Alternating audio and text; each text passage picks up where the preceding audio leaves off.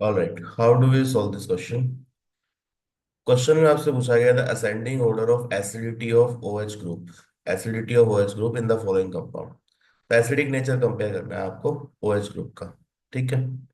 Ascending order में, ascending का मतलब क्या है? Minimum acidic to maximum acidic. ठीक है। नाउ एसिड की अगर हम बात करें तो व्हाट इज एसिड? एसिड क्या है?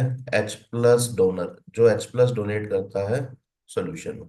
ठीक है। तो मान लेते हैं कोई एसिड है HA, ये डिसोशिएट होके H प्लस और A माइनस बनाता है। ठीक है। अब इसका एसिडिक नेचर किस पे डिपेंड करेगा? तो एसिडिक नेचर ऐसे केसेस में, एसिडिक नेचर डिपेंड्स ऑन कि ये जो A माइनस अनायन बना है ये कितना स्टेबल है। स्टेबिलिटी ऑफ अनायन, कि H प्लस निकलने के बाद, acids are H plus donor तो H प्लस निकलेगा।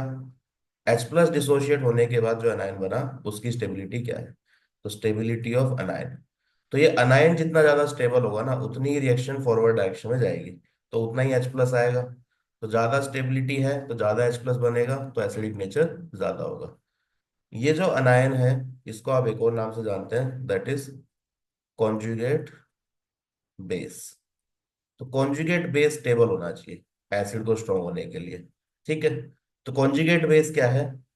एसिड में से आप H प्लस निकाल दीजिए, तो H प्लस निकालने के बाद जो अनायन बचा that is your conjugate base. ठीक है। तो अनायन बोल दीजिए या कॉन्जुगेट बेस बोल दीजिए। तो स्टेबिलिटी ऑफ अनायन जितना ज्यादा होगा उतना ही ज्यादा ये एसिडिक होगा। ठीक है। तो एसिडिक नेचर कंपेयर करना है तो we have to compare stability.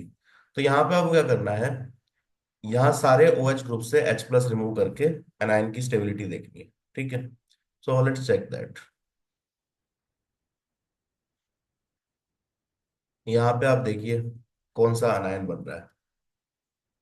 So this is BuO minus. Bu क्या है? Bu is butyl group. ठीक है। Then you have NO2 and benzene. यहाँ से H प्लस रिमूव कर दो।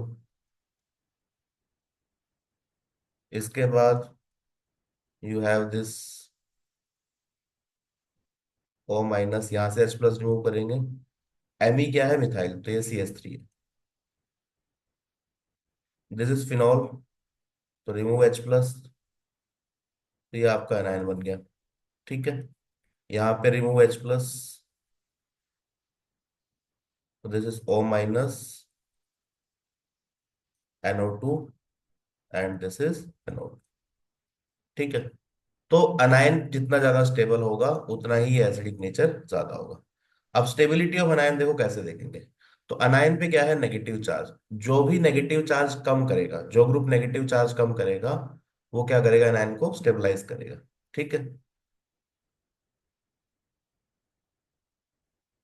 तो मोर इलेक्ट्रॉन विड्रॉइंग ग्रुप, जितना ज्यादा इलेक्ट्रॉन विड्रॉइंग ग्रुप लगे होंगे, more electron withdrawing group will stabilize the anion. ठीक है। विल स्टेबलाइज द अनायन, जो नेगेटिव चार्ज कम कर दे। तो इलेक्ट्रॉन विड्रॉइंग ग्रुप में कौन से आते हैं आपके? -M -I। तो रेजोनेंस में जहाँ नेगेटिव इंडक्टिव इफेक्ट लग रहा है, या माइनस रेजोनेंस लग रहा है या फिर नेगेटिव इंडक्टिव इफेक्ट लग रहा है, तो -M -I वाले ग्रुप्स आपको देखने हैं जितने ज्यादा है। ठीक है। तो फर्स्ट से स्टार्ट करते हैं। फर्स्ट में देखिए ब्यूटाइल OH है। ठीक है। यहाँ पर ब्यूटाइल क्या है? ब्यूटाइल इज कार्बन, तो यहाँ प्लस आई इफेक्ट है इसका। तो ये इलेक्ट्रॉन डेंसिटी कम नहीं कर रहा, ये इलेक्ट्रॉन डेंसिटी बढ़ा रहा है, तो ये तो डिस्टेबलाइज कर रहा है। ठीक है। यहाँ पर NO2 देखिए, इन सारे एग्जाम्पल में इसको छोड़ करके सारे एग्जाम्पल में क्या है? बेंजीन के साथ जो नेगेटिव चार्ज है ये रेजोनेंस में है। ठीक है। तो रेजोनेंस से भी स्टेबिलिटी बढ़ेगी। तो यहाँ भी रेजोनेंस है, here it is also resonance and resonance. तो इन चारों में रेजोनेंस कॉमन है। रेजोनेंस के अलावा यहाँ पे पैरा पोजीशन पे क्या लगा हुआ है? NO2, तो that will show -M and -I effect.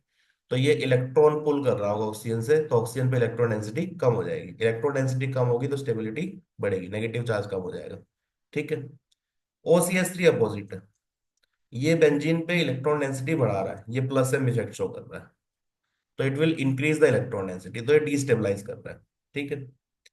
यहाँ पे कोई बेंजीन के अलावा कुछ नहीं लगा हुआ, तो बेंजीन विल स्टेबलाइज दिस।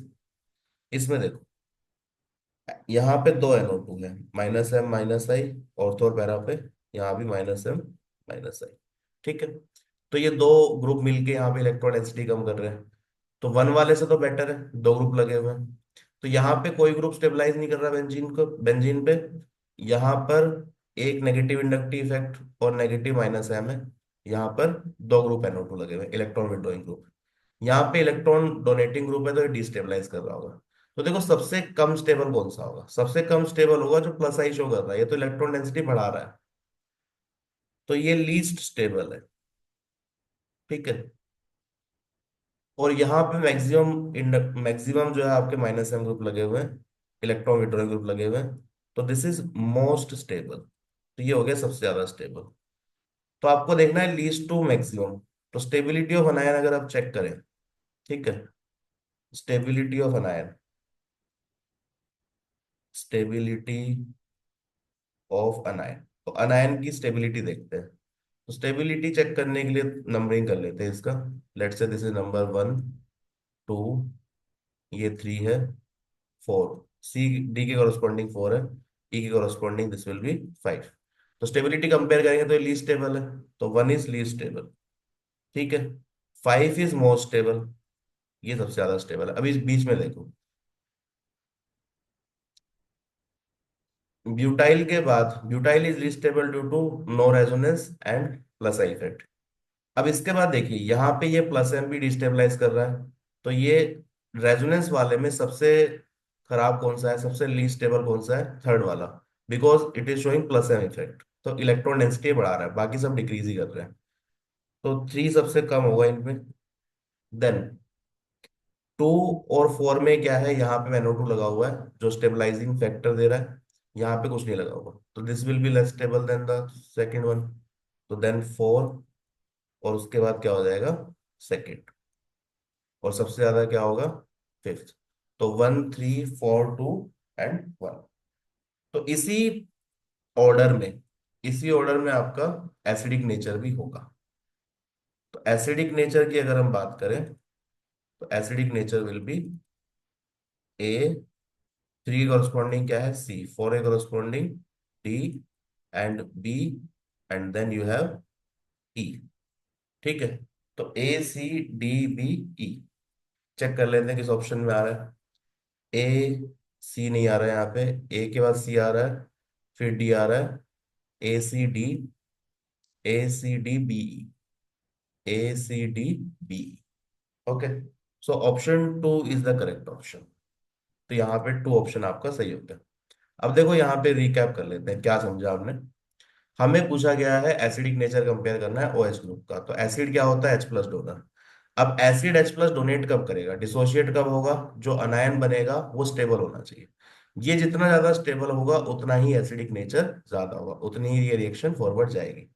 तो acidic nature is proportional to stability of anion. ठीक है, तो अनायन की स्टेबिलिटी देख लेंगे, उससे आप कंपेयर कर सकते हैं। तो करेक्ट आंसर इज ऑप्शन 2।